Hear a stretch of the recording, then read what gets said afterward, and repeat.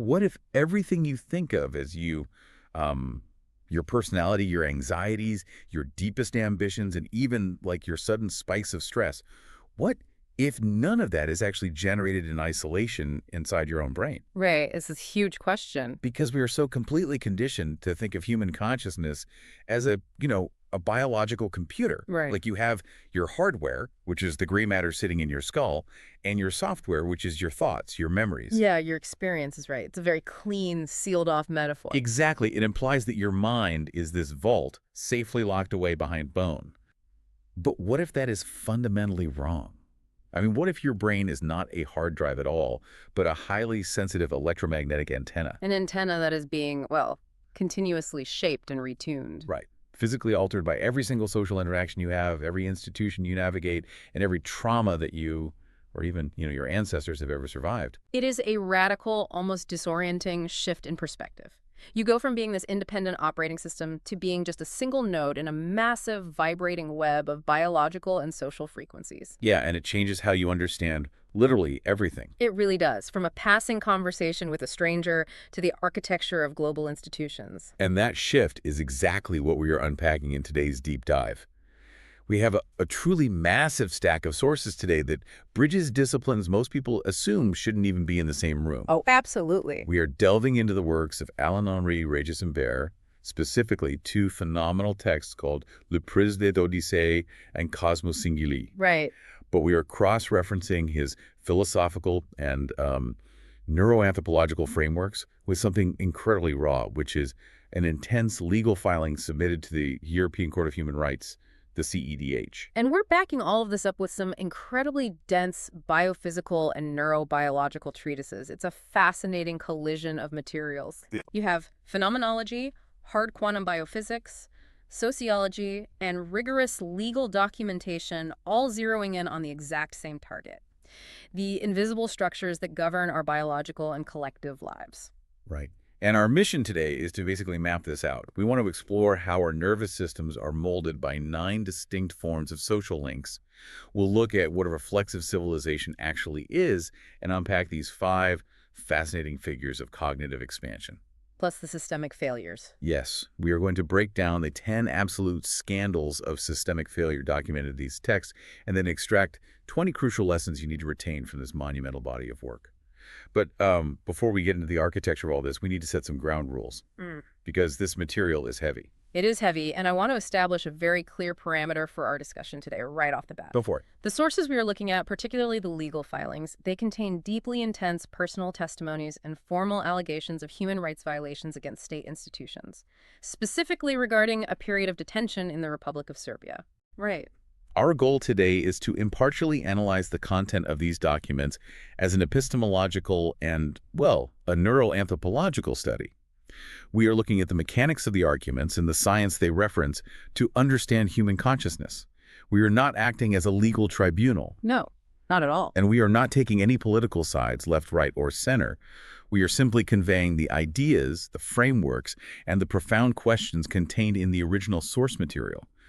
We want you, the listener, to understand the concepts being presented without endorsing any specific political stance. Exactly. We are looking at the why and the how of human resilience and systemic failure.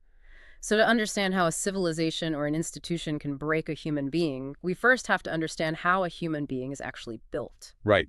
The biological foundation. Yeah, the foundation of everything Imbert talks about in the Prism des Odysseus starts with a concept called neoteny. For those who haven't encountered the term, it basically means that humans are born neurologically premature. Which is wild when you think about it. It is. I mean, if you look at a foal, it can stand up and run within hours of being born, a human infant. We are completely cognitively and motorically immature for a decade and a half. We require absolute dependence just to survive. And what's absolutely vital to understand here is that this vulnerability is not a flaw. It is our defining evolutionary strategy. Okay, wait. How is being helpless a strategy? Because we are born unfinished. Our brains are entirely hardwired with survival instincts from day one, like, say, a reptile. Instead, our early family environment literally acts as an external womb for the brain. Wow, an external womb. Yeah, the texts pull heavily from foundational developmental psychology here. Figures like Jean Piaget, Lev Vygotsky, John Bowlby, Mary Ainsworth. Bowlby, for instance, he studied post-World War II orphans and realized that feeding a child just isn't enough. Right, they need more than just calories. Exactly. Without a specific, secure attachment figure, the child's psychological and physical development physically stunts. The family is the originary matrix. Okay, I want to pause on that phrase, originary matrix, because it sounds a bit, abstract. It's not just that your parents teach you manners or how to tie your shoes. It's that the way they interact with you physically builds the neurological scaffolding of your brain. Right. You hit the nail on the head. Let's look at the neurobiology cited in the text. Researchers like Alan Shore and Martin Teicher demonstrate that the early affective environment, meaning how much affection, eye contact, and soothing you receive, literally modulates the structural development of the brain. So it's building the hardware. Yes.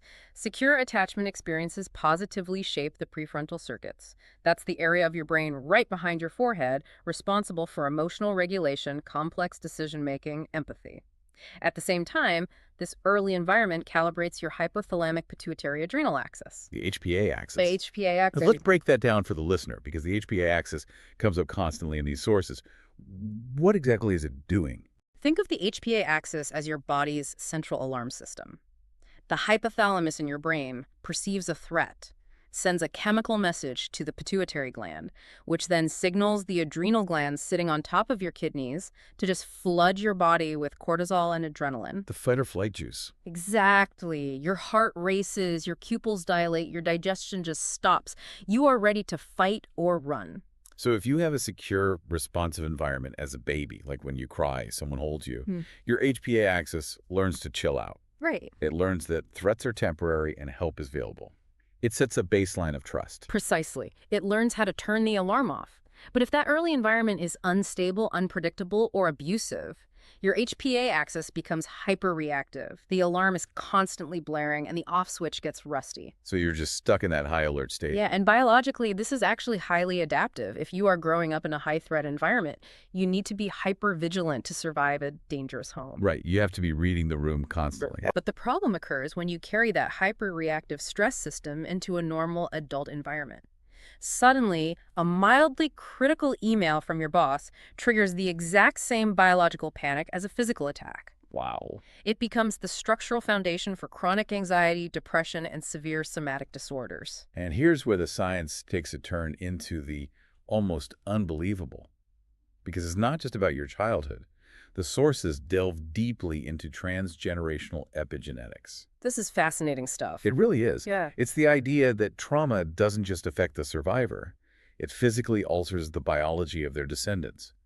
They cite Rachel Yehuda's landmark research at Mount Sinai on the children of Holocaust survivors. Yehuda's research is absolutely foundational here. She didn't just look at psychology. She looked at the DNA, specifically the FKBP5 gene. Okay, what does that gene do? It is intimately involved in regulating that HPA stress axis we just talked about.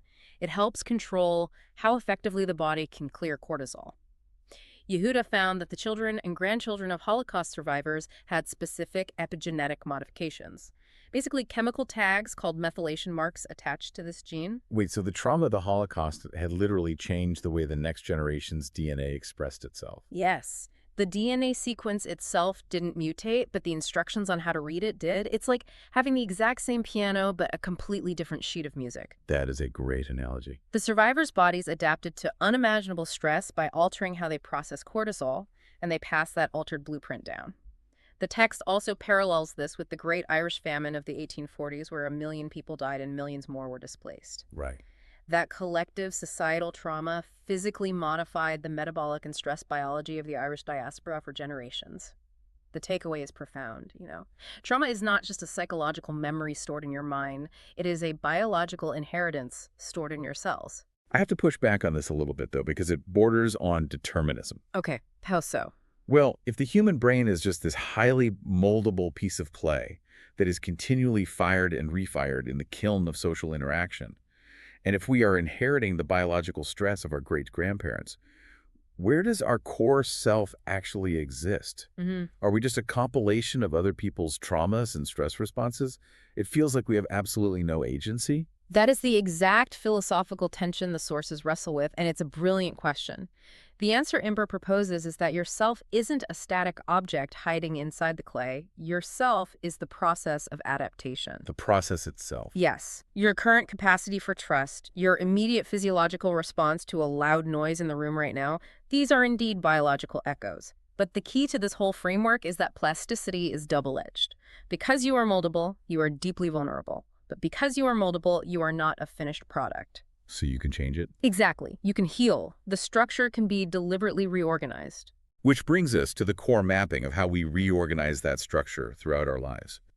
This is a massive part of the Prisme des Odyssees, specifically a section titled Planche des Six, which maps out 9 distinct forms of social links. Right. The underlying premise is that social relationships aren't just things we do, they are structures that physically shape our nervous system in real time. The central metaphor of the prism is right in the name. Think of a literal glass prism. When white light hits it, the light bends and separates into a spectrum of colors. Yeah. Imber suggests that each type of relationship acts as a prism that refracts the self differently. You aren't meant to be the exact same person in every interaction, and actually trying to be is a form of rigidity, not authenticity. That makes so much sense. It's like a soundboard in a recording studio. You aren't being fake when you act differently with your boss versus your spouse. You're just adjusting the EQ sliders, bringing up certain frequencies and lowering others to harmonize with the acoustic environment of that specific interaction. It's a biological adaptation. The text outlined 9 of these, but let's dive deep into the most critical ones, starting with the most intense one, romantic love. The framework deconstructs romantic love using classical Greek concepts, eros, pragma, agape, and philia, but it rigidly anchors them in neurobiology. It basically separates the phenomenon of love into 3 distinct biological systems. Okay, what are they? First, you have attachment, which is governed by the hormones oxytocin and vasopressin. This is the deep, calm bonding you feel. The cozy feeling. Exactly.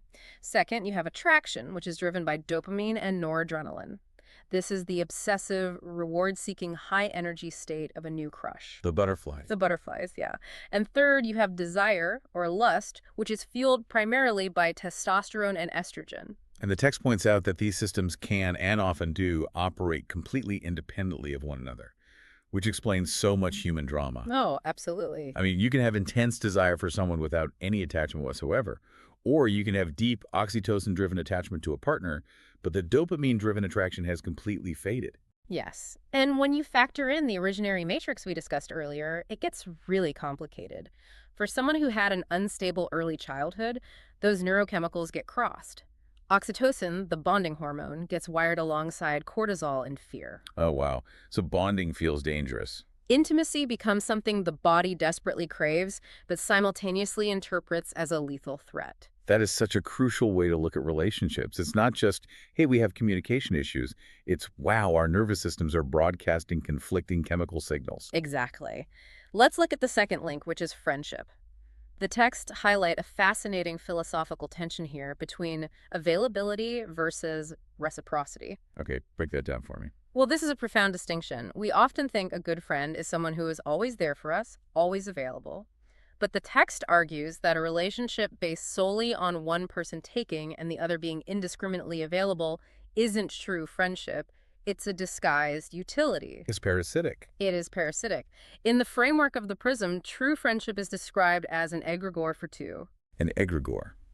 We definitely need to define that because it sounds a bit, mystical. It does sound mystical. Historically, an egregore is an esoteric term for a collective thought form, but Imbert defines it strictly as biophysics. Okay, how so?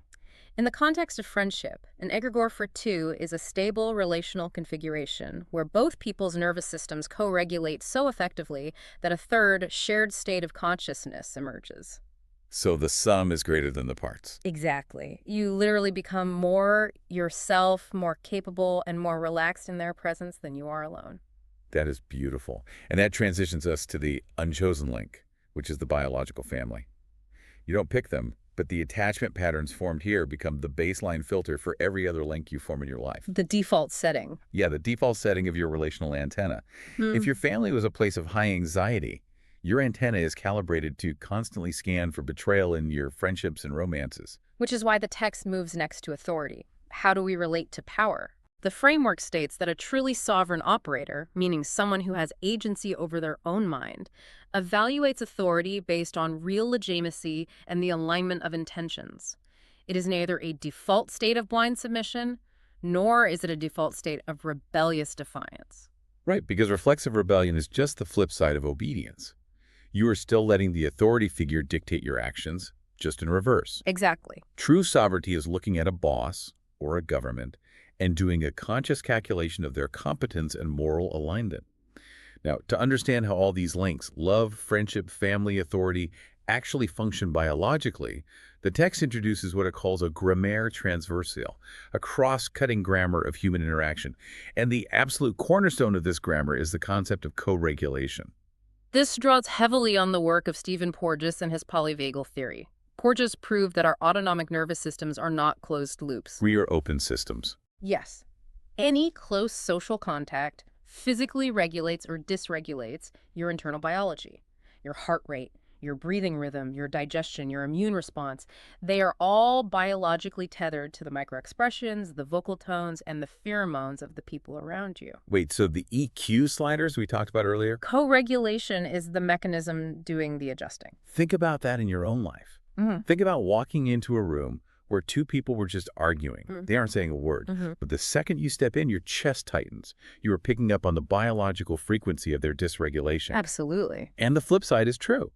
If you are panicking and someone sits next to you, breathes slowly, and speaks in a low, calm voice, your heart rate will literally sync with theirs and slow down. We are biologically hacking each other all day long. Which perfectly explains the second major rule of this cross-cutting grammar, which is loneliness as a disease.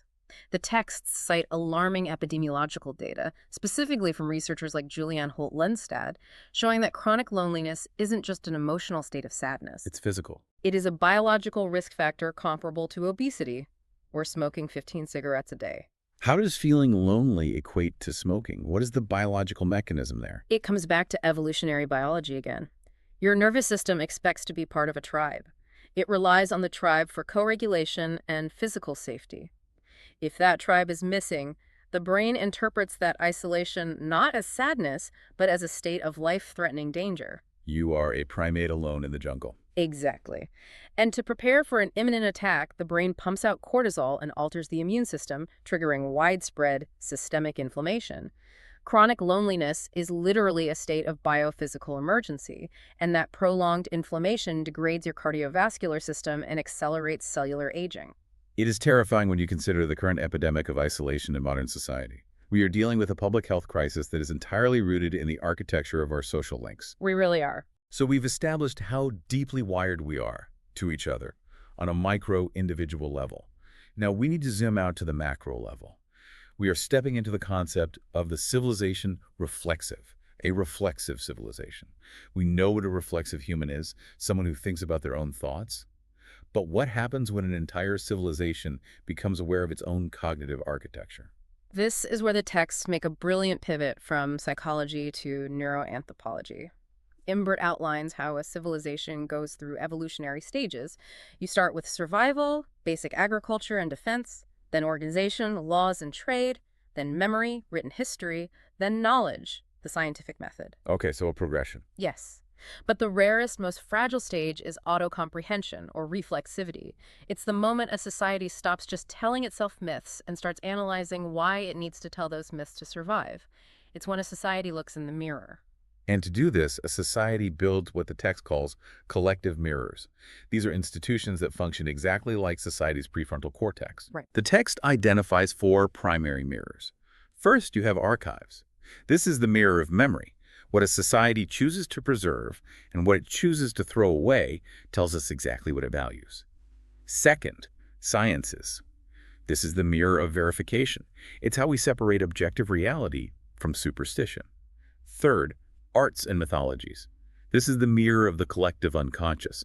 Art shows a society its suppressed fears, its taboos, and its desires. And the fourth mirror is philosophy. which the text defines as meta-reflexivity. Philosophy is the tool we use to question the other three mirrors. Are our sciences biased? Are our archives incomplete? It's the ultimate check and balance. Exactly. And if we connect this to the bigger picture, the texts invoke the anthropologist Gregory Bateson's concept of deutero-learning. Deutero-learning, learning to learn, Yep, right? that's it.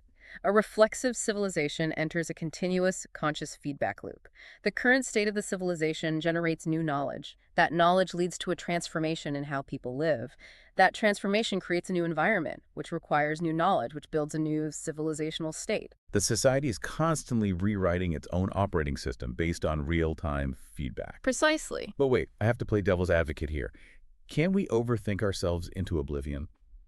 Because when I look at modern society, we have endless data. We have sensors on everything. We have 247 news analysis. We have think tanks writing white papers on white papers. But we seem utterly incapable of actually fixing systemic problems like climate change or poverty.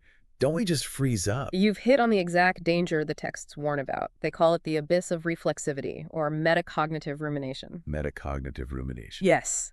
If a society produces endless analysis, endless critique, and endless data gathering, but the political will to take action is severed, it leads to total paralysis. The analysis actually becomes a defense mechanism, an excuse for inertia. Oh, wow. So we convince ourselves that because we are studying the problem, we are solving the problem. Exactly. It's the civilizational equivalent of a panic attack, Right. where the brain is racing but the body is frozen. And this brings us back to that word we touched on earlier, but applied on a massive scale. The egregore. In a reflexive civilization, the egregore is the measurable biophysics of collective attention. Yes. Imbert completely strips away the esoteric, magical connotations of the word here, too. He defines the egregore as an electromagnetic reality. When a group of people, whether it's a small team in an office or a nation watching a broadcast, synchronize their attention, they begin to synchronize their brain waves and their heart rate variability. The text mentions specific frequencies here. It talks about a basal anchoring at the 7.83 hertz Schumann resonance and 40 hertz gamma waves. Right. What do those actually mean for the human body? The 7.83 hertz Schumann resonance is the baseline electromagnetic frequency of the Earth's atmospheric cavity. Okay. Human brains evolved within this cavity, and when we are in states of deep calm, grounding, or collective meditation, our brain waves naturally sync to this frequency. It's the frequency of biological safety. And the gamma waves. On the other end, 40 hertz gamma waves are the frequency of high-resolution cognitive processing and peak concentration. The text argues that when an institution or a society achieves a healthy egregore, they create a physical field of culture that oscillates between these states. This field literally optimizes how efficiently the individuals within it clear cortisol and process information. So a toxic workplace or a highly polarized society isn't just a place with mean people or bad ideas. It is an environment vibrating at a chaotic frequency that physically prevents your body from clearing stress hormones. Yes, you are drowning in histamine and cortisol because the collective egregore is fractured. That is a terrifyingly practical way to look at culture. If our social environments have that much power over our biology, what happens when we look inward? This sets up our transition perfectly from the macro collective consciousness back to the extreme frontiers of individual consciousness. Right into the cognitive expansion. Exactly. We are diving into a section of the text called the Atlas des Expansions Cognitives Spontanées, the Atlas of Spontaneous Cognitive Expansions. The premise here is wild. If the brain is a multispectral antenna, then under certain conditions it can expand, tuning into multiple frequencies simultaneously without necessarily being pathological or crazy. This is a vital distinction. In modern hypercapitalist societies, we tend to pathologize any state of consciousness that doesn't fit the standard 9-to-5 neurotypical mode of producing economic value. If you don't fit the mold, you're broken. Exactly. If your mind operates differently, you are given a diagnosis. But the Atlas catalogs 5 specific figures of cognitive expansion that, while intense, can be highly functional and evolutionary advantageous. All right, let's go through them. Figure 1 is the witness, or le témoin. This is the foundational observer state. It's a permanent state of metacognition. It's that feeling where you are in a meeting, talking and interacting, but a distinct part of your consciousness is hovering above, analyzing your own tone of voice, monitoring the room's reaction. You are simultaneously the actor on the stage and the spectator in the balcony watching the play. Yeah, that's exactly it. That leads directly to figure 2, the observer, l'observateur. This is the meta-witness. It is the state of being conscious of your own consciousness, completely detached from the ego's narrative. Like deep meditation. Yes, this isn't just philosophical speculation. It is objectively observed in the neuroimaging of advanced meditators. The texts reference the famous studies done by neuroscientists Antoine Letts and Richard Davidson on the Buddhist monk Mathieu Ricard. Oh, the happiest man in the world guy. That's him. When Ricard entered this state, his brain produced unprecedented levels of gamma wave synchronization. It is a deeply anchored state of pure, non-judgmental presence. Figure 3 is the one that completely blew my mind. The architect of worlds, l'architecte des mondes. This is the deliberate construction of incredibly dense, coherent inner realities. We aren't talking about daydreaming here. We are talking about building entire mental ecosystems. What's fascinating here is how the text explicitly connects this to neurodivergence, specifically autism spectrum profiles, or what was previously categorized as Asperger's. It's the capacity for extreme hyperfocus and systemic creativity. All right, they use Tolkien as an example. Yes, J.R.R. Tolkien is the prime example. When Tolkien was building Middle-earth, he wasn't just writing a fantasy novel, he was maintaining a sustained cognitive state of architectural world-building that possessed its own internal languages, laws of physics, and historical lineages. It is a profound cognitive expansion that requires immense neurological bandwidth. That is incredible to think about. Figure 4 is called the double, Lee double. This is the functional ability to hold simultaneous life trajectories or perspectives without splitting your personality. You can inhabit multiple who's from a single, stable central point. Like running simulations. Exactly. It's the ability to deeply run counterfactual simulations in your mind, living out entirely different scenarios as if they were real while always knowing they aren't. It's high-level empathy and strategy combined. And finally, figure 5, the dissociator, le dissociateur. The text makes an absolute critical distinction here between pathological fragmentation and functional dissociation. Right, because usually when we hear dissociation, we immediately think of trauma. We think of someone shutting down or losing time. Exactly. Pathological fragmentation is an involuntary trauma response. When a person experiences unbearable pain or terror, the mind shatters to protect the core organism. You lose control, you lose continuity of memory, and you detach from reality. It's a defense mechanism. Right. Functional dissociation, however, is a deliberate, controlled withdrawal from the immediate sensory environment. It's tuning out the noisy cafe so intensely that you can solve a complex mathematical equation in your head. It's an active modulation of the antenna, not a desperate unplugging of it. So what is the cardinal rule here? Because exploring these altered states sounds incredible, but it also sounds genuinely dangerous. How do you know if you are an architect of worlds or if you are simply losing your grip on reality and entering psychosis? The cardinal rule, as defined in the text, is sovereignty. Cognitive expansion is functional if and only if the operator maintains sovereignty and a stable central anchor point. A tether. Think of it like deep sea diving. You can go into the profound dark waters of your mind to explore these vast internal galaxies, but you must have a tether. You have to be able to swim back to the surface on command. Otherwise you drown. Yes. It becomes pathological the moment it becomes involuntary, unanchored, and you lose the ability to return to the shared social reality. The difference between a mystic and a madman is the tether. I love that analogy. So we spent the first half of this deep dive building this incredible, delicate, breathtaking architecture of the mind. We've seen how our early relationships tune our biology, how societies mirror our consciousness, and how the brain can expand into vast internal landscapes. It's a very hopeful view of human potential. It is, but now we have to look at the crushing reality of what happens when modern institutions collide with these fragile human architectures. We are transitioning to the 10 systemic scandals. And this is where we pull heavily from the legal filings to the CEDH and Imbert's own autobiographical texts regarding his time in detention in Serbia. This is where the theoretical meets the violently practical. The overarching argument of these documents is that modern bureaucratic institutions are fundamentally neuroincompatible with human biology. They are built for machines. Exactly. They are designed for machines, not for multispectral biological antennas. And the texts list 10 specific scandals, 10 systemic failures to prove exactly how institutions break people. Let's go through them. When we look at the documents submitted to the European Court of Human Rights, one of the most striking patterns isn't necessarily the physical violence, though that is present. It's what Imbert describes as Scandal 1, the dossier Purdue. The administrative collapse. A lost file. Right. It sounds almost mundane, right? A lost file. A delayed email.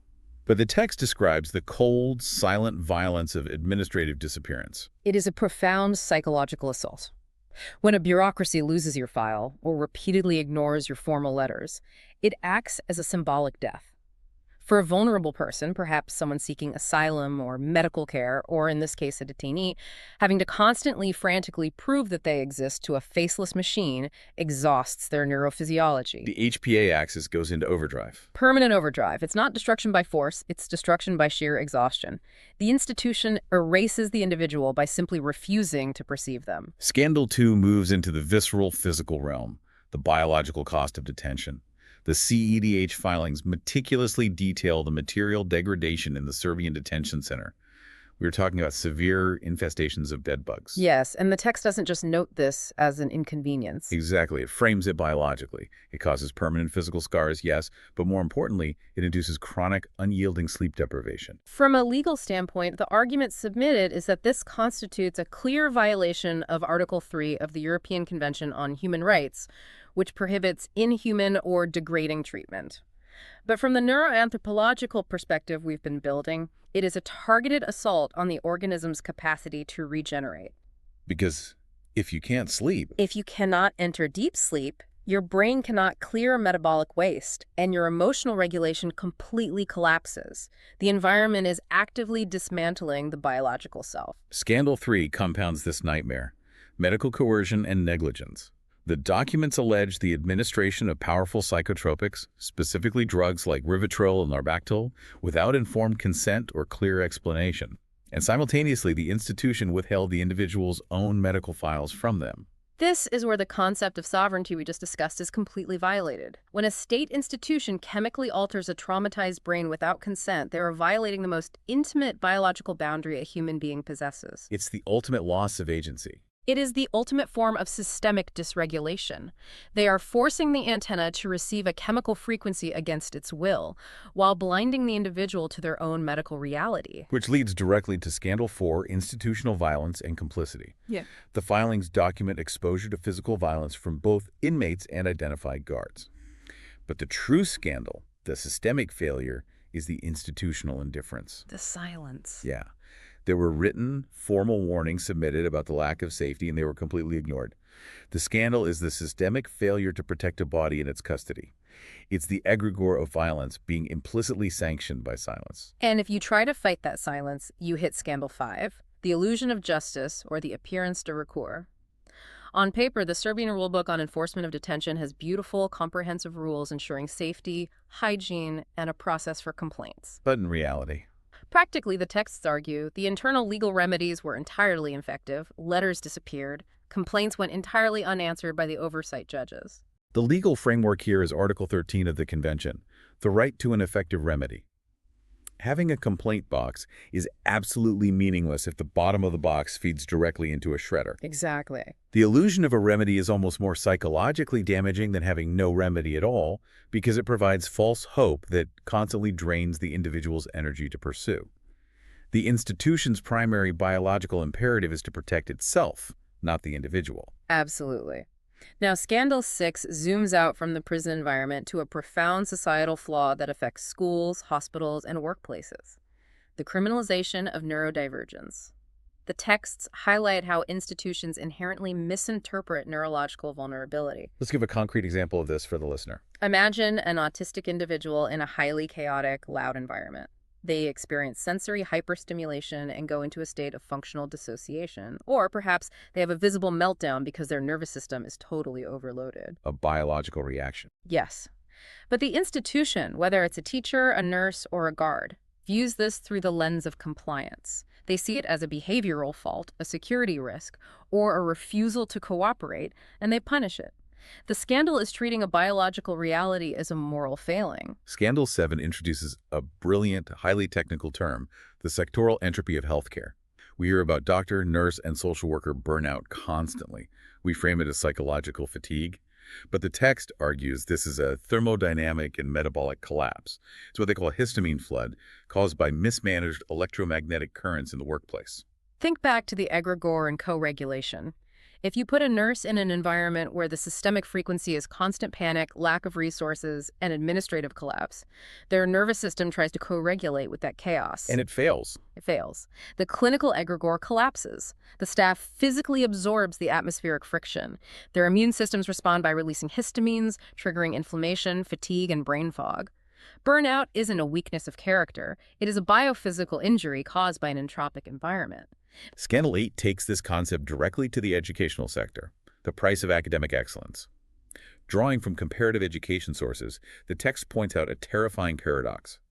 Asian educational models, like those in Singapore and South Korea, frequently top the global PISA rankings. For context, PISA is the Program for International Student Assessment. It measures 15-year-olds' ability to use their reading, mathematics, and science knowledge. It is the gold standard for global educational metrics. Right. So these countries are winning the metric game. But the text highlights the horrific biological correlation here. These high rankings parallel terrifying rates of youth suicide, intense academic anxiety, and chronic sleep disorders among students. The human cost. Exactly. The scandal is a political philosophy that willingly trades the biological and psychological well-being of its youth for standardized metric success on the global stage. It is treating human antennas as just data-producing machines. Scandal 9 shifts to our physical fuel. Industrialized malnutrition. The global food system is brilliantly designed to deliver cheap calories, but it fails entirely at neuronutrition. It feeds bodies without nourishing brains. Why does this matter for consciousness, though? Because of epigenetics. Right. The text argues that highly processed, nutrient-poor diets act as negative epigenetic instructors. The brain requires specific amino acids, omega-3 fatty acids, and complex microbiomes to regulate the HPA axis and produce serotonin. So bad food equals bad hardware. Basically, yes. By building our brains out of cheap, industrialized materials, we are generating global epidemics of chronic inflammation and mental health disorders. We are starving the antenna of the materials it needs to tune itself. And finally, Scandal 10, algorithmic attention capture. We all know phones are distracting, but the text frames the hypermodern environment of push notifications, artificial blue light, and infinite scrolling not as a technological annoyance, but as a literal biological assault. It is deliberate. These algorithms are designed using the principles of slot machines to spike our dopamine unpredictably. But more than that, the constant interruption fragments our cognitive rhythms. We can't focus. We can't rest. It prevents the brain from entering restorative alpha brainwave states, which are necessary for consolidation of memory and deep thought. It produces massive neurological dysregulation, keeping the entire population in a perpetual low-grade state of hypervigilance. It's a technology of consciousness designed to keep us scanning for threats and rewards, never allowing us to anchor. Never. Okay, that is a heavy, heavy list. 10 systemic scandals that paint a picture of a world fundamentally hostile to the way our brains actually work. If you stop the deep dive right here, it's just despair. Right, it's very bleak. But Imbert's work, synthesizing the Codex, the Prism, and the Strategic Somatics Manifesto, doesn't leave us there. They distill 20 essential lessons, a literal biophysical blueprint for survival and for building a neurocompatible future. This is where we turn analysis into action. The texts provide a framework to reclaim sovereignty against these systemic failures. Let's weave through these 20 lessons. We'll group them thematically because they really build on each other. The first theme is confronting our biological realities. Lesson 1 is that plasticity is double-edged. We touched on this. Yeah, we touched on this, but it is the foundation of hope. Yes, your brain's moldability is why trauma damages you so deeply. But that exact same plasticity is your only mechanism for structural healing. Because the brain changes in response to the environment. Entering new, safe relationships and engaging in therapy can literally rewire the damaged circuits. You are not broken permanently, you are just adapted to a bad environment. Building on that biological reality is lesson 2, the footprint of trauma. The texts demand we accept that trauma is not just a psychological narrative floating in your mind. It resides in your somatic responses, your neurochemistry, your posture, and even your gut microbiome. It's physical. Therefore, healing cannot be achieved just by talking about the past. It requires addressing the body through somatic experiencing, breathwork, and physical regulation. Lesson 3 blew me away. The texts call it the CH bridge concept, which is the biological weight of words. The intentions behind your words and the vocalizations themselves actually impact cellular signaling in the listener. This links directly back to polyvagal theory.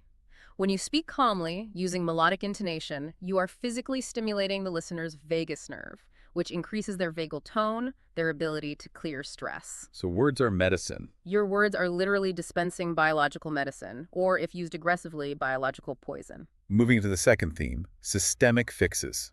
How do we change the institutions? Lesson 4 states that neurocompatibility is a political imperative. We have to stop putting the burden on individuals to just be more resilient or practice more mindfulness in toxic systems. It's blaming the victim. Exactly. Societies must be fundamentally restructured around the real neurophysiological needs of humans: stability, presence, predictable rhythms, and rest. We cannot base society purely on the speed of economic extraction. Lesson 5 applies this directly to the workplace. Institutions must manage frequency, not just administration. If you want to combat the burnout epidemic we discussed in Standal 7, you cannot fix it by handing out a new HR wellness form. A yoga voucher won't fix it. No. Leaders must manage the clinical egregore. They have to treat staff exhaustion as a biophysical issue of depleted energy and address the atmospheric tension and trauma load of the workplace. Lesson 6 uses an alchemical metaphor for this systemic change: the alchemical transformation of institutions.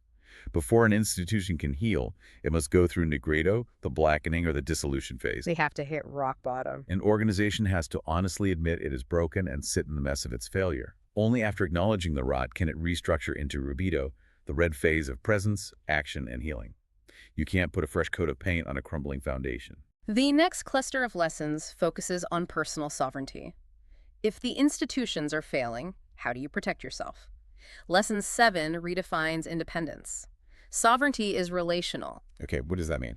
True mental sovereignty doesn't mean retreating to a cabin in the woods and isolating yourself from humanity.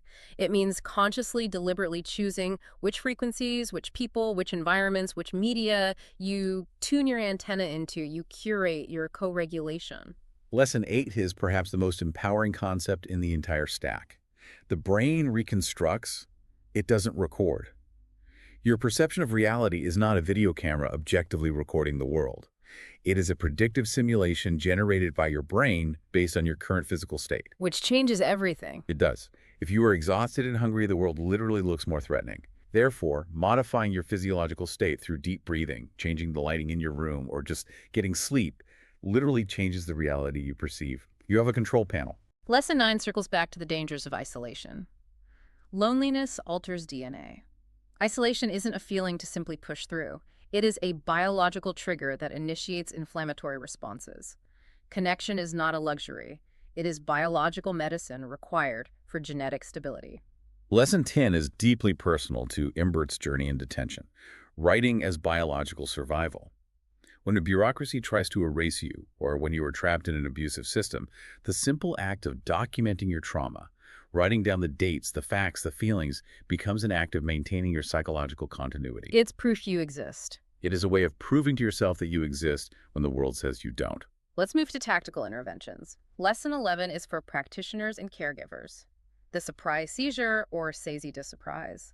When a patient or a loved one is locked in a pathological tunnel vision of panic, logic won't reach them. You can't reason with them. No. Sometimes using absolute silence or a radical, unexpected reframing of the situation shocks the nervous system just enough to break the cognitive loop. It opens a brief window of neuroplasticity where you can guide them to calm. Lesson 12 is about empathy versus compassion. This is vital for anyone who is highly sensitive. Unregulated, effective empathy, where you feel exactly what the other person is feeling, inevitably leads to massive sensory overload and burnout. You drown with them. Right. We must cultivate cognitive empathy and structured compassion, understanding their pain and acting to help without completely absorbing their dysregulated frequency. The next theme is the environment. Lesson 13 highlights the importance of organic forms. Angular, harsh, fluorescent environments like typical office cubicles or prisons induce prefrontal tension. The brain is constantly on alert. It feels unnatural. Conversely, organic, curved environments like nature or biomimetic architecture trigger archaic thalamic anchoring. They send deep subconscious signals to the brain that we are safe. Architecture is a neurological intervention. Lesson 14. Nutrition is an epigenetic instruction. Food is not just calories. A whole diversified diet provides the actual physical building blocks the amino acids and lipids that literally build the neurocircuits required for emotional regulation and resilience. You cannot build a stable consciousness on a foundation of fast food. Lesson 15 introduces rituals as cognitive technologies. Whether it's an ancient temple ceremony or just the specific way you make your coffee and read the paper in the morning, rituals aren't just quaint habits. They serve a purpose. They are necessary architectures that help our brains shift brainwave states safely, managing the transitions between rest, focus, and social engagement. Our final theme deals with shifting our cognitive paradigms.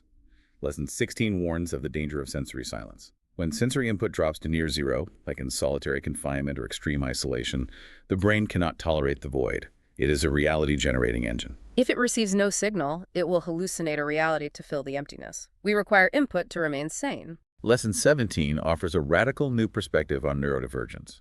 The double loop of validation. Profiles like autism should not be viewed as defective models of a normal brain. Absolutely not. They should be viewed as highly sensitive instruments capable of measuring the invisible atmospheric friction, the unwritten rules, and the systemic toxicities of a society that neurotypical people have simply become numb to. They are the canaries in the civilizational coal mine. Lesson 18 explores synchronicity as an attention signal. When you experience a bizarre coincidence, the texts argue it's not magic. It indicates that you are in a state of heightened perceptive availability, what they call conference. So you're just dialed in. Your antenna is fully deployed, optimized, and picking up patterns in the environment that you normally filter out. Lesson 19 demands we accept that we live in multiple modes.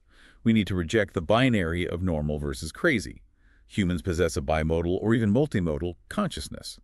We can functionally inhabit the standard social regime to pay our bills and navigate traffic while simultaneously maintaining a dense internal cosmic regime of high symbolic thought. Like the architect of worlds, they are not mutually exclusive. They are signs of a robust mind. And finally, Lesson 20, action requires pre-impact. Before you take an action, visualize it completely. By aligning the why you were doing something with the how you were doing it in your mind first, you maximize your energetic efficiency. It's like a mental rehearsal. Yes, you eliminate the internal friction of doubt, allowing your biological energy to flow entirely into the execution. It is a breathtaking synthesis. Ember takes the esoteric, the quantum, and the brutally biological, and weaves them into a practical philosophy for survival in the 21st century. It really is. So let's bring this all together. What a journey this deep dive has been. We started by looking at the epigenetic scars of our ancestors, realizing that our biology remembers what our minds have long forgotten. We walked through the 9 prisms of our relationships, seeing how every person we love, or fear, physically tunes our nervous system. And we looked into the vast galaxies of our own minds, exploring how consciousness can expand into the witness or the architect of worlds without losing its anchor. And we didn't shy away from the dark side. We looked objectively at the legal documents and faced the harsh realities of bureaucratic violence, administrative collapse, and the neuroincompatibility of our modern institutions. But we didn't end in despair. We emerged with a 20-point biophysical blueprint, a manual to reclaim our sovereignty. You know, it all comes back to that image from the very beginning. You are not a closed-off computer sitting in a dark vault. You are an active, vibrating node in a giant living network. Yes, exactly. Every single interaction you have today, the way you look at a cashier, the tone you use with your partner, the patience you show a child, or even the way you speak to yourself, you are actively co-regulating someone else's nervous system. You are constantly receiving signals from the world, yes, but you are also constantly transmitting them. You are an active participant in the egregore of your environment. You are the architect of the invisible world around you. That's a huge responsibility. It is. So we leave you with this final thought to mull over as you step back into your day, as you look at your phone, or as you walk into your next meeting. If your brain is indeed an electromagnetic antenna, constantly emitting a signature that shapes the invisible architecture of your family, your workplace, and your society, what frequency are you broadcasting into the world right now?